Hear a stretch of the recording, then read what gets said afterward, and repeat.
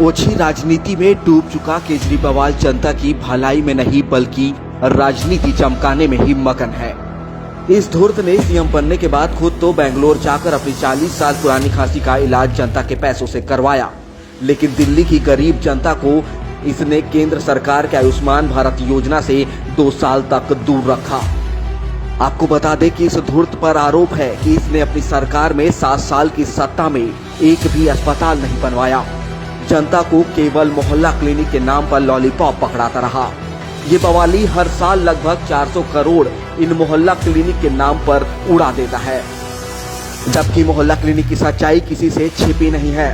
Corona काल में संसाधनों के अभाव के समय न ही इसमें कोई टेस्टिंग हुई, न ही कोई दवाई मिली, न ही कोई इलाज मिला और न ही कोई वैक्सीनेशन हुआ।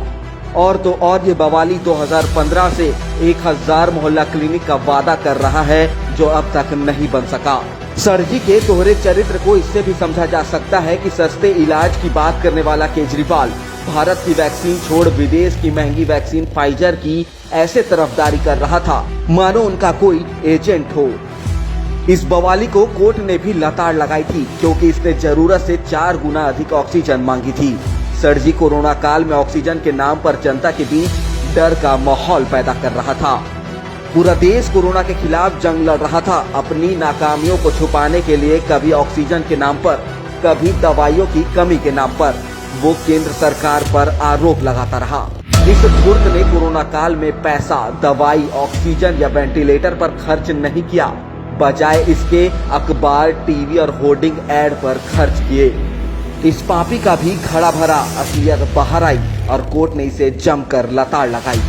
दिल्ली की जनता लगभग हर साल डेंगू का दंश झेल रही है, लेकिन इस साल भी लगभग 400 मामले सामने आ चुके हैं, लेकिन इस बवाली की आंखें नहीं खुल रही है। ये धुर तो खुद को भी डेंगू का मच्छर बता चुका है। सर जी की फर्जी उपलब्धियां सिर्फ इसके विज्ञापनों में ही नजर आते हैं। इनकी जमीनी हकीकत जनता बखूबी पहचानती है।